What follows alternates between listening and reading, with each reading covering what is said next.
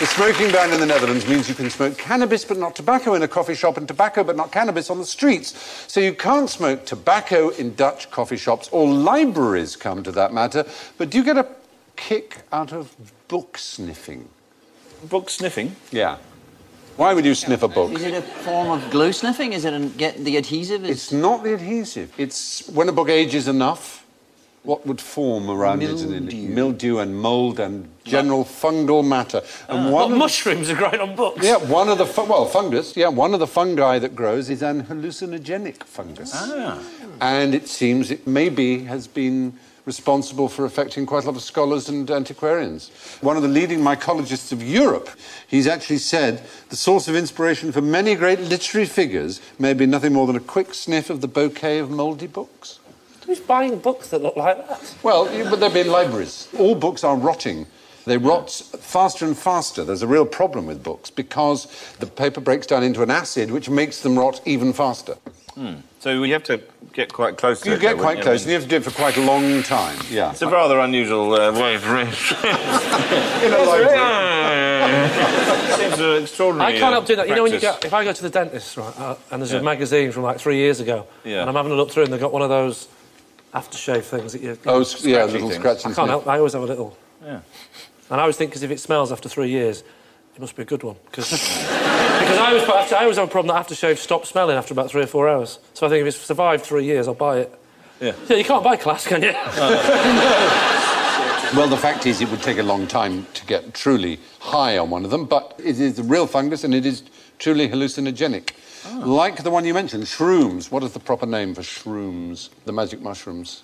Oh, hallucinogenic ones. You've mentioned fly agaric, which is like that one, really. But the magic mushrooms, psilocybin. So it was a silent P, psilocybin. Interesting experiments have been done with magic mushrooms, encouraging some to believe that religious experiences, all told, are based on some sort of hallucinogenic experience. It's an interesting thought. Yeah, isn't there, there's some sort of theory in America that there's a kind of a religiosity, there's a kind of a God spot in the brain. There's some kind of some people have come point, to that there's some part of the brain which actually induces some sort of spiritual... Which may be accessed by things like magic mushrooms. Yeah. And do you know who it was who rediscovered the magic mushroom? Albert Hofmann, his name was. Albert Hofmann, yes. And he was the first person... to formalise acid, wasn't acid, it? LSD. Yeah. LSD, that was his even more famous thing. And do you know where he got LSD from, as it were? Do you know where? It was a byproduct of something, wasn't it? It was a... Marmite. Yeah. Oddly not that far off. Vegemite. Well, no. I mean, a little further than that. But a kind of bread. Bread would have a mould which would cause hallucinations. The yeast of a bat. It was called ergot. Ergot, yes. You've heard of that? Yes, so it grows on wheat. Yeah, and rye. And rye, yeah. Rye in particular. And ergot has lysergic acid in it. And it was while looking at this that Hofmann basically absorbed some in through his skin without knowing it and had these extraordinary hallucinations. Yeah. And so he thought, 3 days later, he took what he thought was a tiny dose, having basically synthesised the lysergic acid diethylamide, and it proved to be 1,000 times more potent than he expected, and he had a terrible trip, and he wrote, "A demon had invaded me. It had taken possession of my body, mind and soul. I jumped up and screamed, trying to free myself from him, sank down again, helpless on the sofa. The substance which I had wanted to experiment upon had vanquished me. I was seized by the dreadful fear of going insane." But wasn't it the fact that he actually, he was funded by the CIA, because the CIA got wind of it, and they thought it was some sort of drug that could enhance performance, sort of, you know... Or truth drug, I think. Or truth drug. It was known as Project MK Ultra. That's it, yeah. And basically, they were responsible for sort of the psychedelic movement. So the CIA basically eventually led to Jimi Hendrix. Yes, essentially. Yeah. Thank God for the CIA. Yeah, in the end. Without them, we wouldn't have had Purple Haze. No, exactly. Anyway, old books give off a mixture of inert gases and hallucinogenic fungus spores, a combination much beloved of book sniffers. Now, who is the coolest, grooviest, hippest cat on the show tonight? David Tennant, I would have thought. Yeah. I'm going for Bell. Yeah, could be. Yeah. What do we know about these words? They're jazz words. Many of them are jazz words. And how old are they? Since the 20s, 30s? Early... 40s? No, earlier. Stone Age.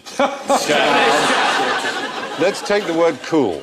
When did it first mean, like, fashionable, do you think? 60s beatnik poet era. Hitler. Oddly enough, it was the year Hitler came to power, 1933, but I don't think that's quite relevant. These new uniforms are cool. 1930. Bizarrely. So this is Christmas. I'm Chinese in Nazi party. They're cool, Daddy. Cool, Daddy-o. Bizarrely, it was 1933. Besides, I have no choice. Yeah. I burned down the Reichstag. Cool. Jazz Nazis, eh? It was the West Coast School of... But it was the West Jazz Coast... Nazis are used both ways. It was the West Coast School of Relaxed Jazz led by Miles Davies. And his album, The Birth of the Cool, was 1957. Which, oddly enough, is the year I was born. How extraordinary. So maybe I am cool. Cool. I love that Groovy. if you saying all that as a chat-up line in a nightclub. Yeah. Do you know who the coolest person in the room is tonight? No, let me explain. 1933. Cut to 2 hours I was later, so cool. and that, madam, is why I am cool. Can I get to another vermouth? Where's she gone? Don't go. What about groovy? What about groovy? When did Groovy, baby, When did yeah. the groovy first Groovy, arise? ploughing in the 17th century. It's got to be from records, isn't it? You're right. In the 1930s, again, black jazzers in the 1930s, in the groove, because the needle was in the groove of the record. Exactly. There we are. So what about hip or hep? When did that come? A hip cat, hep cat. When did that? Hip or hep? Well, both words are used. I've never heard hep. You not heard hep? I've heard hep cat, yeah. As in, Hep cat, as in you've hep, heard hep, hep hop. 1940s. Yeah, I've read On the Road.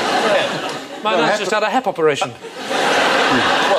But Or a it's hop operation. hip or a Where you hop. just cut one Hip, leg hop, off. hep.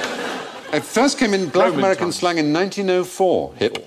Or is it a bit more sexual, maybe? Well, they so often are, I'm afraid. There is a theory that in the groove is also a sexual reference to the little shape of the lady piece. Oh, hello. And I want you to do that in your chat-up line as well. Come back, I have something else to tell you about it. What about cat, meaning fellow or chap? Or Well, that's got to come from Top Cat, hasn't it? top Yeah. cat. He was the coolest cat in He town. was the coolest cat. He was top cat. He always got one over on Officer Dibble. He did. Cats. From the musical Cats. That's not cool. Give me a year as when cat, meaning fellow, was first spotted. 1920. Exactly right, to the year. Brilliant. Wow, that was a guess. All right. Good. More points. Get ready with a year to shout. Chick, for meaning a girl. Chick. Yep. Spanish, chica. Chiquita. Chiquita. Sí. Cigarette. 1927. Well, that's in Shakespeare. Chick. All my little chicks. On one fell swoop, you're right. Yeah. In Mack, as you Yeah. don't say Beth. What about dude? Dude meaning a person. The Amish. When, not who.